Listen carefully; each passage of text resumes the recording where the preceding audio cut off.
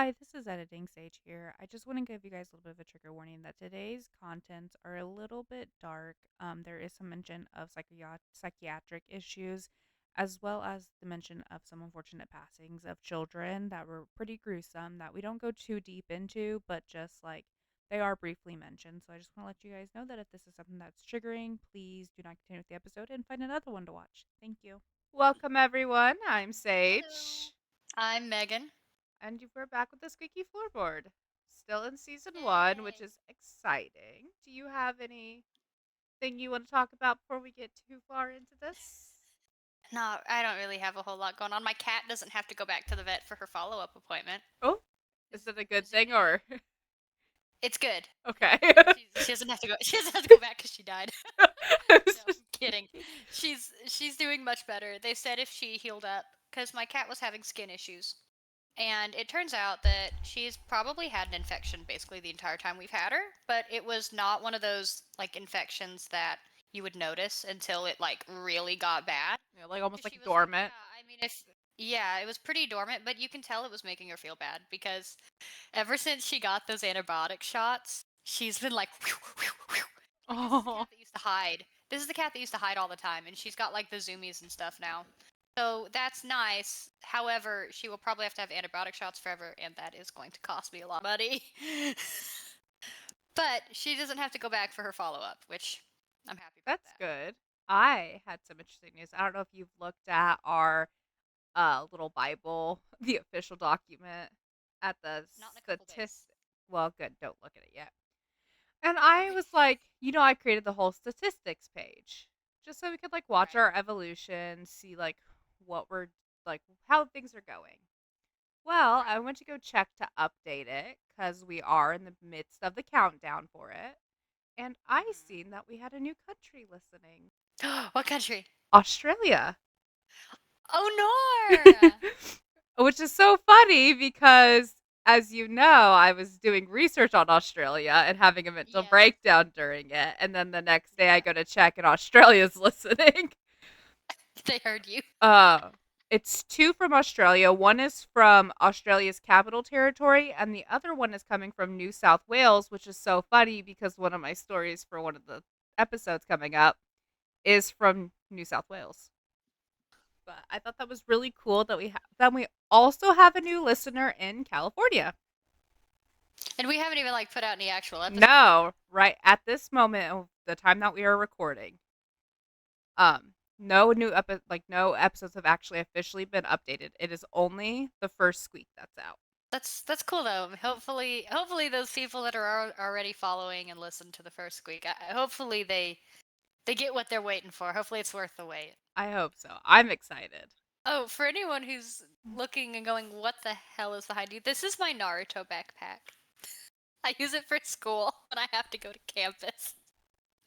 Which I know what you're thinking. You're a 30-year-old woman with a Naruto backpack. Wait till I tell you what I bought the other day. I'll save it for the net. No, I'll say it now. My boss, one of my bosses, texted me and was like, "I found this at Walmart. You should get it." And so I went and I got it. It's a Naruto costume because we Uh, dress up at work. uh, So, do you have anything else? Not really. Saving stuff for Then the next. what do you have for us today then? I have Manuel Blanco Romasanta. I can't remember. This one might have a trigger warning at the beginning of this one, just so everyone's aware.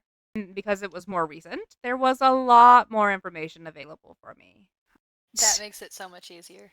I'm going to go ahead and kind of put my opinion on this case out first before we get into it. To me, this is more of a case of nature versus nurture. I believe that things truly wouldn't have played out the way that they did had certain things not happened. So Can I give once, my opinion on this case preemptively too? yes, I don't think he was a werewolf. No, but no, my opinion is he wasn't a werewolf. I'm going to say well, that now. he was accused, I will say that. So we are traveling to the shadowy forest of 19th century Spain. It's the 1800s. Yes, I was trying to think of what years that was, and then I gave up halfway through that thought. So we're gonna uncover the tale of Manuel Blanco Romasanta, a man who confessed to murder and lycanthropy. Ooh. He was called the Werewolf of Allariz. Another name he was also called by was the Tallow Man. Have you ever heard of either of Oh. those names? No, but Tallow Man is interesting. Oh, well, there's the reason he's got that name. Was he just like was he so greasy? Well, we Was he will just get covered in into it, tallow? that's name in a little bit. But if you don't know what tallow is, you'll find out soon. And if you know what tallow is, you might be able to guess. So Manuel was Okay. actually born Manuela on November 8th, 1809, to Manuel Blanco and Marie Ramasanta, in a small village in Orense called Regio. And from that moment he emerged from his mother, his life was anything but normal. The birth was hard and it took a lot of effort from the doctors and Manuel's mother to have a successful outcome. But the outcome was not nearly as successful as his mother wanted, and the doctors might have hope. Manuel suffered birth defects, and by some accounts, it was hard to tell if he was even human. That's what the reports say. Miss Girl, what the hell? Was he the Jersey Devil? He was something. So Manuel was at first named Manuela, and for the first 6 years of his life, he was dressed and educated in the manner that befitted a young girl. In every aspect of life, Manuela was treated like a little girl. However, at the age of 6, doctors finally realized that Manuela was really a boy. Oh. So, overnight, Manuela became Manuel, and life changed drastically for the little girl who was now a boy. Yeah, that would fuck up a kid real bad. I fear. Yeah, especially because at that point, like core memories are already made, or like most of them are already made. Yeah. Their whole self identity is already kind of made at that point. Right. Like that's gonna fuck him up. No wonder he's a serial killer. I don't know that he's a serial killer. I'm just guessing. Well, his education and treatment changed, and his clothes changed. And for a young child who was already treated differently for birth defects, this already added to the difficulty of life. Because you got to remember, he does have birth defects. So Right. all of a sudden, everything changing again after being made fun of anyway for your defects. It's not going to get any Yeah. easier. That's rough. That's not what you want. It was never even considered to ask Manuel which he considered himself to be or what exactly led doctors to misunderstand his sex. So we are probably actually talking about an intersexual person. But since it was the Mm. 19th century, they didn't have the tools to name it.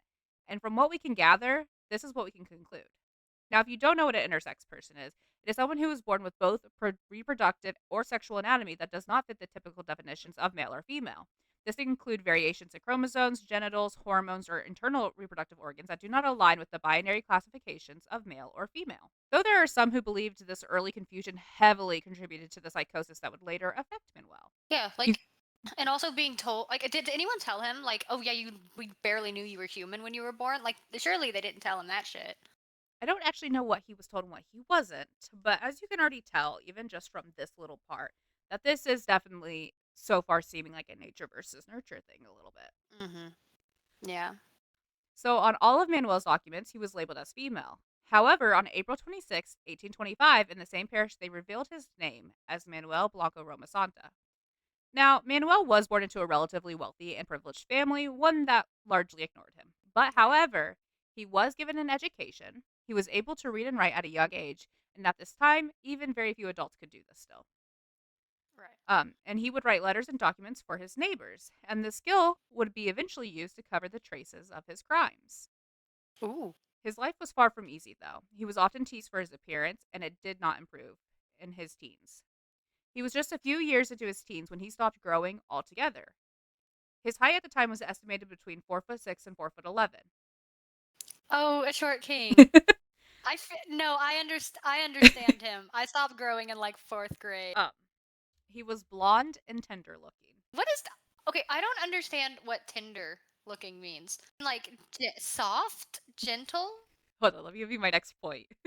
Now, I don't know what that means. To say someone is tender looking in my mind means that he looks nice and approachable, but given what I know about this story, I'm just going to assume it means he looks feminine.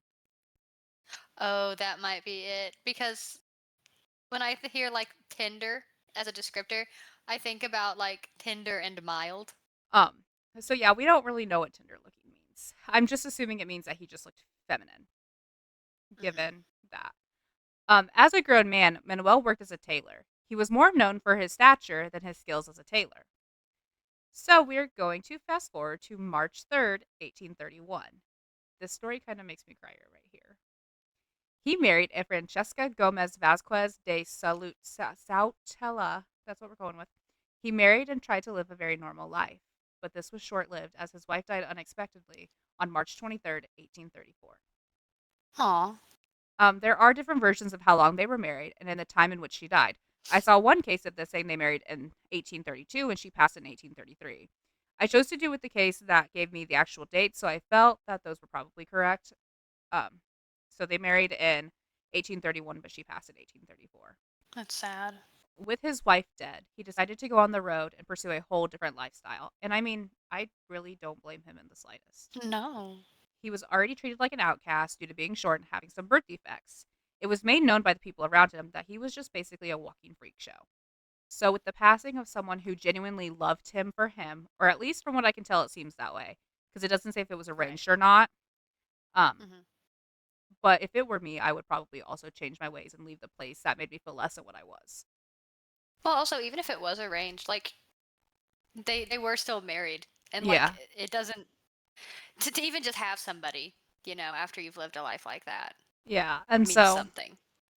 and it's just like when I read that, I was like, oh, because like when I was doing Like our research, happiness. it gives you like a blip of like what the crime was, and then it goes into Yeah. the whole story. And then I read that part, and I was like, oh no, you needed that. But anyway, he became a traveling salesman and went on the road throughout Spain and Portugal. There were also times that he worked as a guide, taking people through the mountains of Castile, Asturias, and Cantabria. But this is where Manuel's attempt of life of normalcy ended, and it took a very strange turn. And now I bet you're wondering how could things even make a change from everything that's already happened.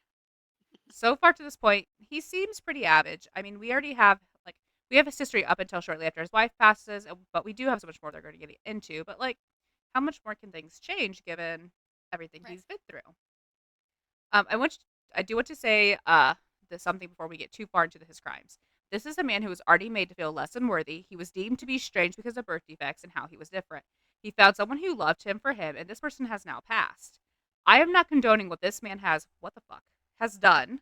Yeah, I'm not condoning what this man has done, but I want to point out that everyone has a breaking point. Everyone does, and as we go forward, I do believe that we have found his breaking point. So the following years are kind of obscured. His trading activities were mainly focused on selling soaps and ointments. According to some rumors, he was using human grease to make them, which is where Oh. tallow comes into it. Mm. Manuel managed to go more or less unnoticed, and he was gained the trust of the people around him. He knew the paths and forests of Galicia like the back of his hand, and he often offered to lead people through the woods. Now, the people he was mainly helping were women who were traveling with their kids searching for a better future. Of course, those ships never sailed, and apparently those women and children were never seen again. Now, we don't know if he actually did lead them to a better place where they could have a better future, or if he actually did kill them in the woods. But it is said that the victims of the werewolves were deemed to wander around the crooked trees in the forest for all of eternity. Now, this part I wasn't sure whether to put in with the trial or to put it here, so I'm deciding to put it here, but it will come up again in the trial. Manuel's literacy allowed him to impersonate his victims by writing letters on their behalf, pretending these people had reached their destinations. In his letters, he assured his victims were safe and sound, and they had found fantastic jobs in the place they were expected to have reached. Nevertheless, those disappearances began to raise suspicion over time, and the letters were no longer effective. Besides, they had found some of the disappeared people's belongings among the items that he was selling as a peddler. Oh, bad move. Mm-hmm. Such a bad move. If you're going to kill somebody, Hmm. don't sell their items in the place that Yeah, they that's went like missing from. that's like, hey, I just killed my husband. I'm gonna go pawn his Rolex. Like, what the fuck? It's it's so crazy. And the mysterious origin of the ointments began to unsettle the people of the village he was living in. As a consequence, the cover of Manuel's murders began to crumble and he was forced to run away. So in 1844, Blanco was charged with the murder of Vincent Fernandez, who was an officer of justice in Spain. Fernandez was found dead after attempting to collect a debt of 600 that Manuel owed to the supplier in Ponferrada for the purchase of merchandise. When he failed to appear, he was judged guilty by default and sentenced to absentia for 10 years of imprisonment. Fleeing from the threat of imprisonment, Manuel lived in hiding. He was hiding in an abandoned shelter in Ermida. He appeared later in public with a false passport using the name Antonio Gomez, a supposed native of Portugal. Honey, if they already know who you are, you can't just come out with a fake passport. Can you imagine? The next episode, I just show up. I'm like, oh, I'm not Megan. I can't even think of a name. He was living in a small village of Robadurche in the district of Valladolid Barrow for at least a year. Manuel began finding odd jobs to do. Now, the jobs he was taking on weren't what they viewed as like manly jobs. Uh, he took jobs like helping with harvest, cooking, core maker, and a weaver making yarn on a spinning wheel. Hmm. He started to become friendly with the women of the village, which led the men to consider him to just be feminine. Hmm. Which I'm really surprised how progressive this area was, where Yeah. they're like, he's just a feminine guy. Yeah, they're like, oh, he's not. We don't need to worry about him being around our wives. That's just Antonio. It's so wild because, like, I feel like maybe just because I've been in You, France for so long in the 1600s, like, you would have instantly been burned at the stake. they're like, oh no, a homosexual, and here they're just like, he's just a little, And then they're like, they're letting him they don't just do care. it. They're like, you wanna make harvest, you wanna cook, go ahead, we'll pay you. And to be 100% fair to Manuel, he did spend the first 6 years of his life as a girl. Yeah. So a part of me wonders if maybe like that just felt more natural to him. Which and I could see it would because at that point, like, you already established that, like, you're a female, and then all of a sudden it was just ripped away. So maybe he did like resonate with the feminine side of himself way more. Right. The jobs he was holding were regarded as inappropriate for men. So over the following years, several women and children who had hired Manuel as a guide began to disappear again. Their disappearances were not noticed immediately, as again he was delivering letters to the families. But again, he was found selling the clothes of his victims. Stop doing that. As rumors began to spread that he was selling soap made from human fat. And in 1852, a complaint was finally lodged in the city of Escalona, alleging that Manuel deceived women and children into traveling with him so that he could kill them and remove their fat, which he then sold. It's so sad. Some bodies were found, but they were so mutilated that even close family members failed to be able to identify the bodies. Yeah. What was he doing? He was arrested on September 1852 in Nombela in the province of Toledo. He was brought in for trial in Allariz and in the area of Orense. In his defense, he claimed that he was afflicted with lycanthropy. While Manuel was brought to trial, Galicia was in the middle of one of the worst famines that had plagued the area throughout the 19th century. The famine led to the mass migration and notable increase in fear and anxiety. So when he was arrested, he was 43 years old and he was found to be in physically good health. He was a short person. He had a light brown complexion, light brown eyes, and this is where it gets confusing because earlier I said he was blonde. And in the Hmm. cases, I read he's blonde. But during his arrest, they said that he had black hair and a beard with a semi bald upper part of his head. Now, Well, a lot of people start off as blonde as children. that is true. Um, but in his mugshot picture and drawings, he has black hair. Right. Uh, his mental level was nothing that would make him different from anyone else. His temperament was lacking in temper and nervousness, but without like excess.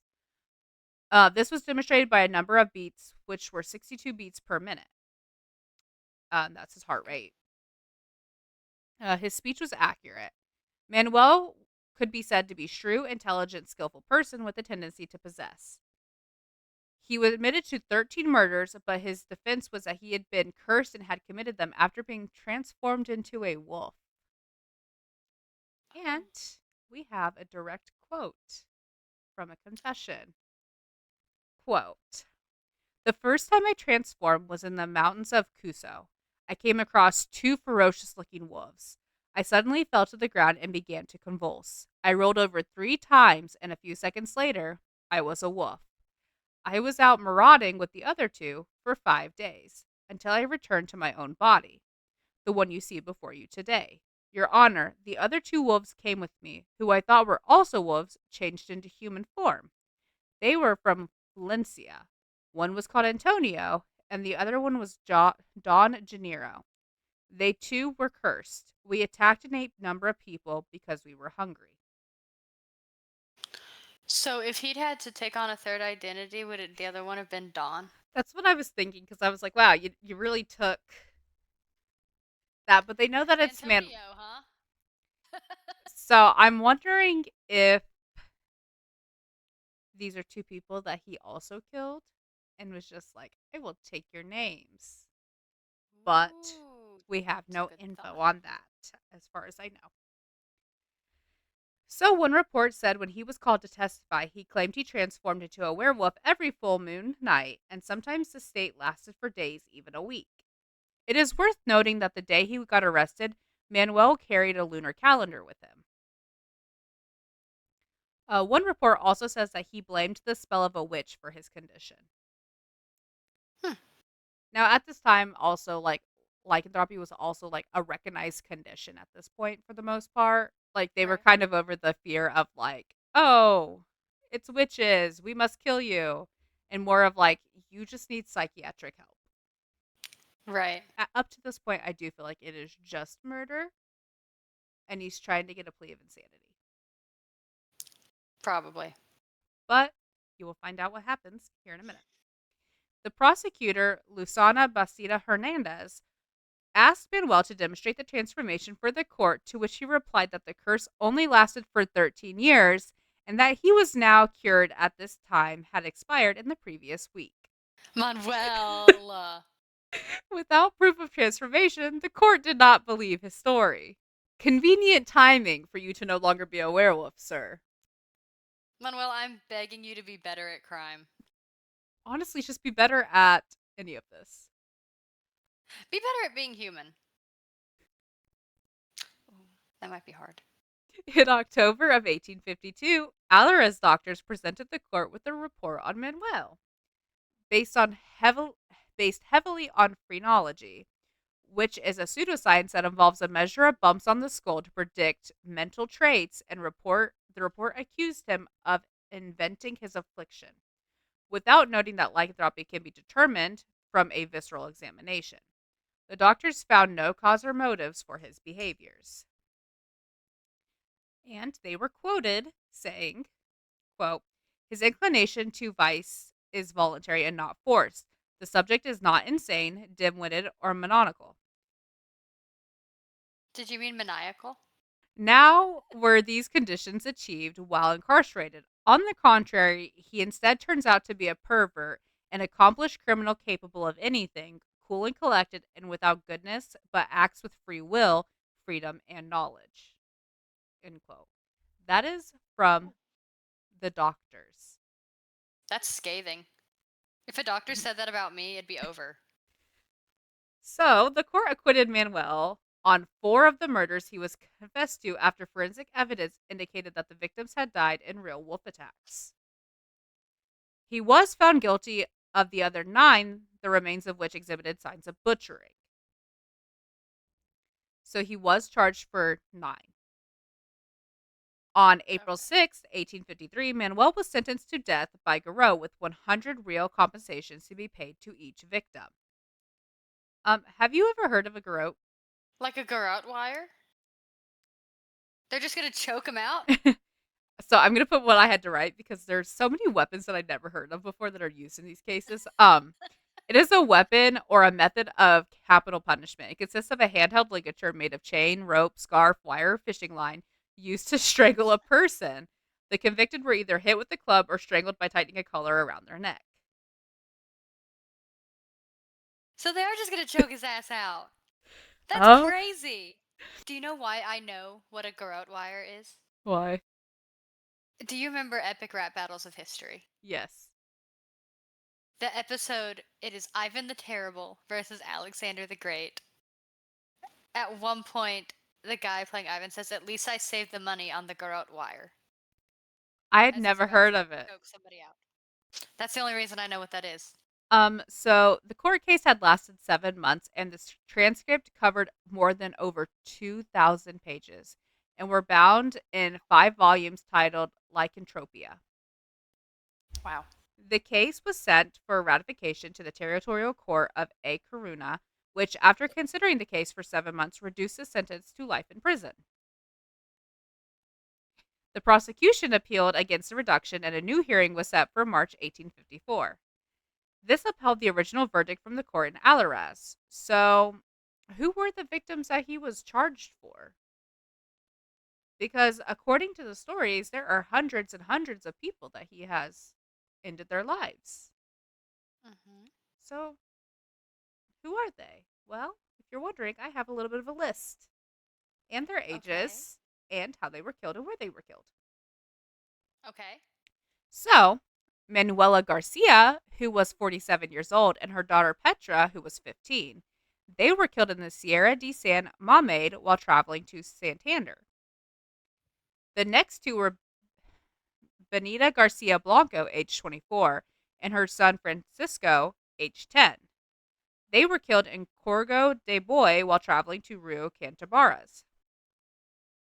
Antonio Land, 37 years old, and her daughter Peregrina, which we don't have an age for, they were killed while traveling to Orense. I'm going to say it's Joseph. Joseph Garcia and her son, Jose Pasazo, 21 years old. And the last one was Maria Dolores, a 12-year-old girl. So we know that the courts want Manuel dead. There's no ifs and buts about that. They have sentenced him once that was overturned, and he was sentenced again. Mm-hmm. But then a Mr. Phillips stepped in on Manuel's behalf. He wrote to the Spanish Minister of Justice claiming that Manuel was suffering from a monomania that was known as lycanthropy. Mr. Phillips claimed that he could treat Manuel with hypnosis. Now, some reports say that Mr. Phillips wrote to the Spanish Ministry of Justice, while others say that he wrote to Queen Elizabeth II begging her to spare Manuel's life so that he could study his case. But before we get too far into the mystery of whoever the fuck Mr. Phillips is that magically shows up, let's kind of talk about the prosecutor. If you don't remember, Hernandez is the prosecutor, and he was gained considerable fame and prestige for his prosecution of Manuel. He was made a Knight of the Royal and Distinguished Order of Charles III of Spain. He was the most distinguished silver award that could be granted and was appointed to the Supreme Court. Hernandez died in 1872 at the age of 60 and was considered on the province's most illustrated sons of his legal career. His bicentenary of his birth was celebrated on January 8th of 2012. So, like, Manuel's case is really what put this dude out there. Right. Without his prosecution of Manuel, So we he's wouldn't know gotta who he's he gotta get is. that shit locked down. So he's going to keep filing for this to get him killed. Mm-hmm. And then just, a random Mr. Phillips shows up and just writes one letter, or possibly two, and is all of a sudden trying to get Manuel released. It's always someone. I could not find much on Mr. Phillips. There's like no information out there on who this man is outside of this case. Oh. So, from this case, what we can tell, Mr. Phillips was a French hypnotist living in London and had been following the werewolf of Allariz's case through the reporting in French newspapers. So, Philip did write to the Spanish Ministry of Justice stating that Manuel was suffering from monomania known as lycanthropy and was not responsible for his actions. He claimed that he had successfully treated the condition through hypnosis and asked that the execution be delayed so he could study the case. The Ministry of Justice then wrote to Queen Elizabeth II, who was personally commuted the death sentence to a life imprisonment by royal order on May 13th, 1854. She was like, you know what, you want to study him? Go ahead. So, Manuel was transferred to prison in Cella Nova, and there is no document evidence for the identity of who the fuck Mr. Phillips is. However, it is believed that he was a French physician that was named Joseph Pierre Durand de Gros, who had been exiled to Britain and was later returned to France using the pseudonym Dr. Phillips. De Gros was a significant part of the movement that led to the incorporation and assimilation of Freudism in France, and his works on the influence of the mind were later developed by Sigmund Freud and Carl Jung, Oh. which is really cool. The Wolfman trial occurred at the beginning of the golden age of hypnotism. The Selanova prison and its records no longer exist because it is widely believed that Manuel died within months of arriving. Locals say it was from illness, but there was also a rumor that he died after being shot by a guard who wanted to see him transform. That's not funny. But what does that have to do with him transforming? I guess maybe if they're like, if you're in enough pain, your animalistic side will come out. Which I don't think that's how that works, but I'm not a guard at this time. But I'm not a werewolf, so I don't know. Yeah, I don't know. There was a TVG documentary that aired on May 30th, 2006, that investigated the possibility that he died elsewhere. They suggested that he may have died in San Anton Castle. In October of 2011, an exhibition of Manuel's memorabilia was held at Allariz, where Galicia researchers Felix and Castro presented evidence that Manuel had died in prison on December 14th, 1863. The evidence consisted of two newspaper articles. One paper was published on December 23rd, 1963, that included a short sentence reporting that he had died. And the La Esperanza newspaper, published on December 21st, 1863, reported the death on the front page, saying, quote, "In Quetta prison, the unfortunate famous Manuel Blanco Romasanta, known in all of Spain as the werewolf, as a consequence of his own atrocities and misdeeds, who was sentenced to prison by the court in La Coruna, died in that place on the 14th of this month, being a victim to stomach cancer." So, this is the end of Manuel Romasanta. Galicia traditions hold that he was the seventh son of a family who could be either normal or a werewolf. If normal, the child will have an image of the cross or a wheel of the Saint Catherine inside of his mouth, while a werewolf would not. A person will become a werewolf by shedding his clothes and leaving his home at midnight each Friday. He will then visit 7 villages, clothing himself in a skin at each one. He can be forced to return to his human form by making him bleed or by burning one of the skins he wears. Becoming a werewolf could be prevented by having one of his brothers sponsor the child for the baptism and confirmation. If none of the brothers were eligible to be a sponsor, the baptizing the child with the name Bieto will also prevent the transformation. While the cultural movement associated with the Age of Enlightenment, lycanthropy became accepted as a real medical condition. Various causes of this condition were put forward, such as syphilis, rabies, epilepsy, and belladonna poisoning. By the middle of the 19th century, psychiatric diagnosis of clinical lycanthropy became the norm with psychopathological explanations. According to the census of 1860, the province of Oresa was predominantly a rural agricultural province. Oh my god, words are hard today. However, there were no psychiatric hospitals until the opening of the Conso Asylum in 1885. That the insane that and the insane from Galicia were sent to the hospital in Valois. There was no psychiatric doctors at all in Galicia, and the only doctors involved in this case were the doctors from the town of Allariz. Since the early 1990s, the case has been subjected of many studies by psychiatrists who see the case as a missed opportunity to legitimize psychiatric help in the 19th century Spain. Psychiatry at the time was generally ignored, with the public and judges determining if a defendant was suffering from a mental disorder. It is recognized that Manuel was not psychotic and had but suffered from a personality disorder, likely antisocial personality. In 1968, Spanish director Pedro Ola brought the tale to life in a scene and screen in El Bosco de Lobo, or The Forest of the Werewolf. It is loosely based on the case. The film paints a psychological portrait of a man haunted by inner demons, or perhaps something much darker. And it was very controversial for its time. It was disturbing, raw, eerily ambiguous about whether the werewolf was a monster or a myth of the mind. Then, in 2004, Manuel returned in a more visceral form with a horror thriller called Romasanta: The Werewolf Hunt. Starring Julian Sand, the film leaned into supernatural re-imaging Manuel as a tragic anti-hero, cursed, haunted in a town between his humanity and his hunger. The script was penned by Alfred Kondo, a descendant of one of the doctors from the original trial. Oh. Alfredo wrote a novel titled The Uncertain Memoirs of the Galician Werewolf, which is a fictionalization retelling that helped revive public fascination with the case. Beyond film, Manuel's legacy bleeds into a broader mythology of Spain. He is often linked with the terrifying figures of Sacramentex, a folklore monster said to steal fat from children, a story parents whisper to frighten unruly children. Many believe the real Hmm. life horror of Manuel was the origin point for this nightmare. Even psychological literature picked up the scent. Scholars point to Romasanta as the first documented case of clinical lycanthropy. His story sits at the strange crossroad of psychiatric folklore and true crime. So, I have some questions for you to get your point of view. Okay. Do you think Manuel actually believed he was a werewolf? No. Um, if this case happened today, how do you think it would have been handled? Well, not with phrenology. That's for sure. I mean, this would have been a super public case. It would have It'd be been. like, yeah. Um, Nancy Grace would have chimed in because there were kids involved, Yeah. and she'd be right. Whatever she said, she'd be right.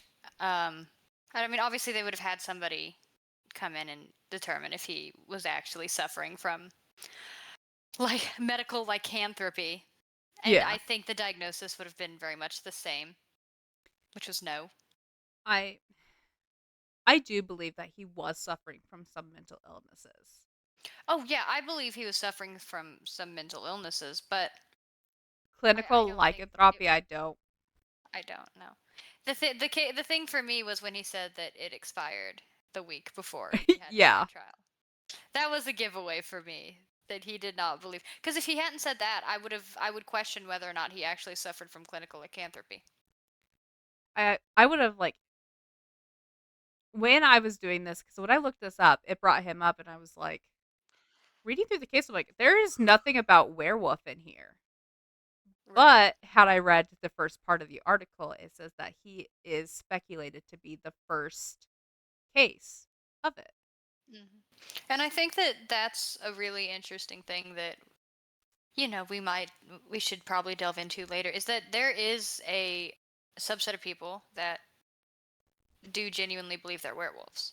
Yeah. I watched, what was it? It was an episode of Destination Truth, and they were in Mexico. And this guy was like, I can turn into a werewolf. I literally am a werewolf. And he was so sure of it. And then Josh Gates was like, we're going to film you. We'll get your transformation on camera. And I don't want to laugh at him actually because it's obvious he had some delusions. But he got out there. He was flopping around on the ground, grunting and groaning like this man, and then he was on all fours howling. Like I think that guy really did believe that he was a werewolf. Yeah. I when it comes to this case specifically, Manuel very much could have believed that he was. Right. There's a good chance that he did believe, like with his whole heart, that he was. And here's why I do believe that he might have thought that he was a werewolf. Because we know it his, because like I've said at the beginning, this is definitely for me, I feel like this is definitely a case of nature versus nurture. Right. And what if there's a chance that because of how much he was treated badly and how people talked about him and how they referred to him as a freak show, Hmm. what if he convinced himself that he could turn into a wolf as like a second personality to protect That's himself? that's all. But he my so I mean that's getting into like DID territory, and people with Yeah. DID often don't know that they have DID. They have no idea what the other personalities are doing, Yeah. which is my only issue. That however, he had such a hard life. Um, and just so much terrible stuff happened to him. I mean, I almost wonder if maybe he was committing these crimes, but he's not stupid. And so maybe I'm wondering if maybe he's had some kind of mental break, and even though he didn't believe he was a werewolf when he did them, maybe he was searching for an explanation later on, and that's what he landed on. See, I can believe that Because too. he didn't, maybe he didn't, he had his birth defects, he was strange. Maybe he thought, well, maybe I'm doing this because I'm not human. I think more that it's he wanted that to be the case than he thought it was the case. Well, and then with the death of his wife, he kind of it Mm, like from what the case seems like, it's like his wife dies. He completely changes his mhm. life, becomes a peddler, and then starts killing people.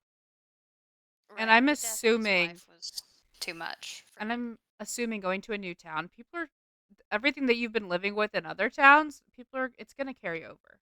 And so I'm wondering, like we said, I do believe that was his breaking point. I can agree with what you're saying about how he's trying to come up with a reason about why.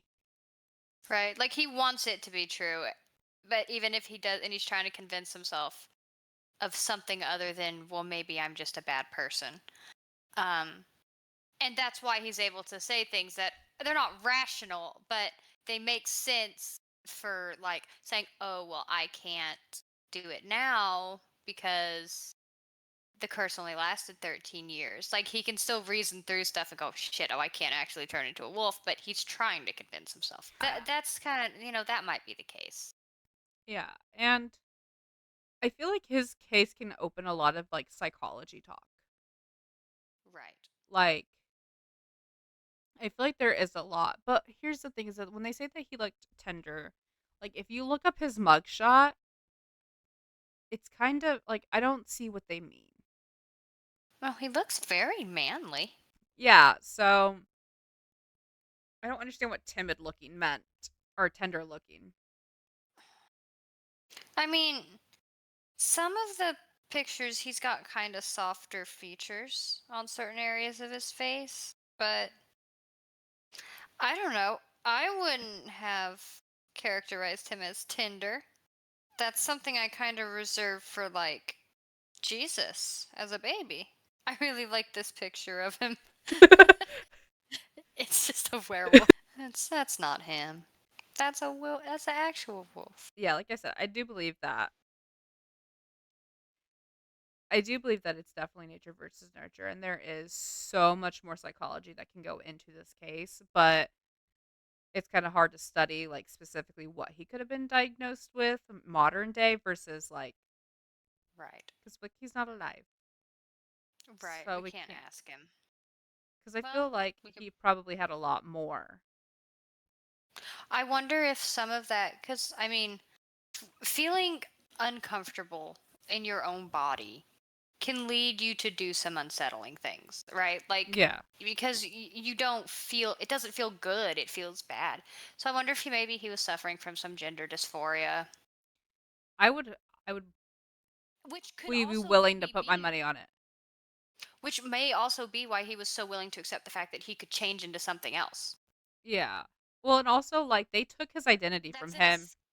right. So like you can't expect him to be like, "Oh, well, if you guys could take my identity that you had given me for 6 years of my life, then I can change my identity." Antonio Right. Gomez.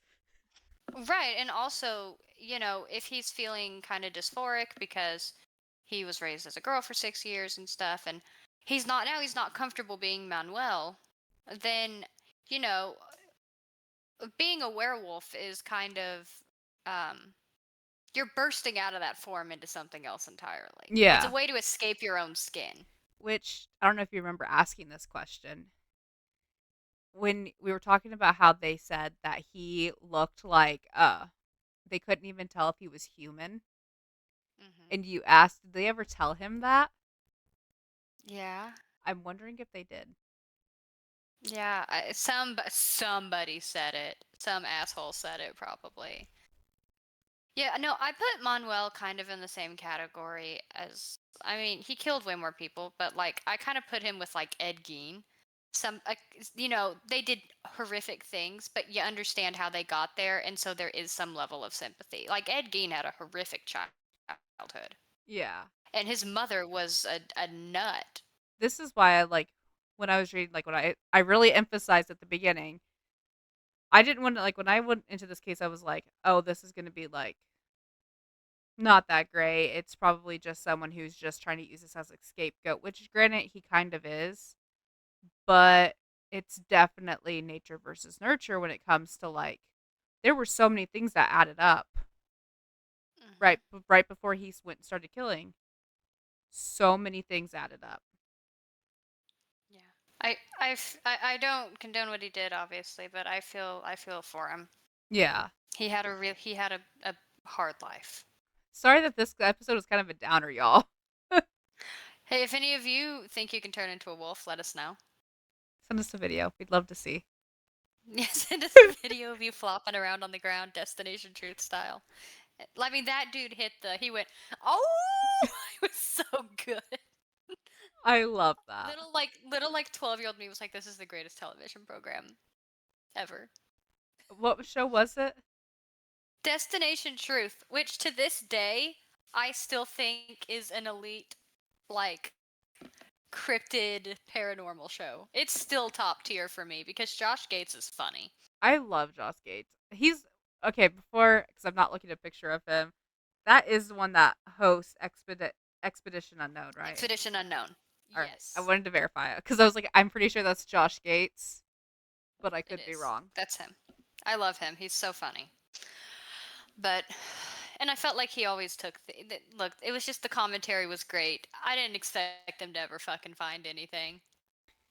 I was just there for the hee hee ha ha's.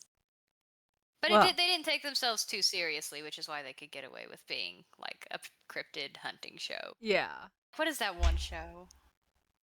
Hey, what's oh God? Mountain Monsters? Is that what it is? Where it's the hillbillies yeah. looking for? I love that show. I can't. I see my dad in them. I don't see your dad in them. Your dad is too logical to be any of those men. Although I don't know, maybe get a couple beers in him and send him out in the woods and be like, "Look, it's Bigfoot." We'll see.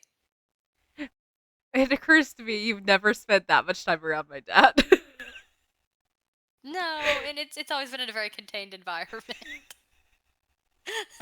You weren't there.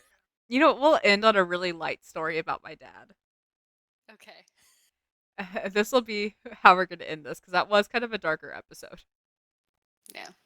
So we go camping, and like, it's a group of us, and some like family things were going on. So, like, part of the family was like really stressed, and there was just kind of a lot of stupid shit. But my husband and me were like, we brought beer and we brought some marijuana, which was Hmm. not legal and still isn't legal in that area. And we were just like, you know, we're just gonna have a nice camping trip. And so it is like me and my mom go to bed at like 9 p.m. because we're like, you guys are drinking, you're sitting around the fire. I'm fed, I'm tired, I'm going to bed. So me and her go to bed about 9 p.m. And I am woken numerous times throughout the night. But the first time I'm woken up, I'm laying there and I hear my dad scream, "Get out of here, you fat bastard!" It is Was yelling it a this. raccoon? So Was it? I instantly reach to see if my husband's in the bed because we have an air mattress because he's got a bad back, and so do I. And so I'm like reaching for him. I'm like, okay, he's not in the bed. Is he getting kicked out right now? What is happening? So then I hear my dad yell, "Dennis, go get my knife!" Is it? What is it? And then I hear a chip bag, big like crinkled, and I'm like, what is going on outside this tent? And I decide, I look at my phone to see what time it is, and it's like 1:20 a.m. And I'm like, you know what? This isn't my business. So I go back to sleep. To which I am woken up again at 4 a.m. to my dad screaming. I hear a bunch of racket. I hear a chip bag again. I hear someone else that's camping with us go, "Do you want me to shoot it?" So again, I reach over to see if my husband's in bed with me. He is. And I'm like, what is going on? I feel like I doze off, and it's like 20 minutes later, and I hear more screaming from my dad. And I'm like, what is going on? So here it is at 4 something in the morning, and I come out of this tent after being woken up numerous times by racket. Because I'm only telling you guys the times that like there was yelling. There was a lot of racket. I come out of the tent, and my dad's walking into his tent, throwing. You know how my dad is very animated. He's throwing his hands up, going, "That stupid son of a bitch, fuck him." I'm like, what is happening? So I'm like, okay, maybe this really isn't my business. I go back to sleep. I go back inside and go back to sleep. So then we wake up, and my mom gets up with us, and me and Dennis are packing up. And I'm like, what was going on last night? She's like, well, your father wanted to leave the chips out under the awning on the table. And I said, yeah. And she's like, and the fattest raccoon I've ever seen I called it. was trying to get the bag of chips. Your dad and I are just new, new, new, new, new. And I'm like, why didn't he just bring the bag of chips into your tent? And she's like, I don't know. I told him to, and then he kept it. So when he told my husband to go get his knife, it was because he was launching knives at the raccoon, and the raccoon took off. So my dad was like, Dennis, you have better eyesight than me. Go find my knife. And so my husband climbed over a fence to go find the knife. That's so your dad. And so when I Oh had my heard god. a bottle being sprayed, which I don't think I mentioned, but I heard a bottle being sprayed at one point. My dad's solution, instead of bringing the chips into the tent, which would have been the smarter thing to do, he sprays them with bug spray. He sprays the entire chip bag with bug spray. That we can't even fucking eat Which then, when the raccoon comes back, because it doesn't give a fuck about the bug spray, he decides that, no, I'm just going to throw this entire bag of chips into the fire. If I can't have it, no one can. Which, again, why did we not just bring the bag of chips into one of the tents? There were 3 tents. You could have picked any of them. Your dad is. He's. Oh my gosh. Ooh. My cheek looks real chunky when I do that. Um, your dad's built different. Definitely. He's just built different, Sage. I couldn't understand why we just didn't bring the chip back.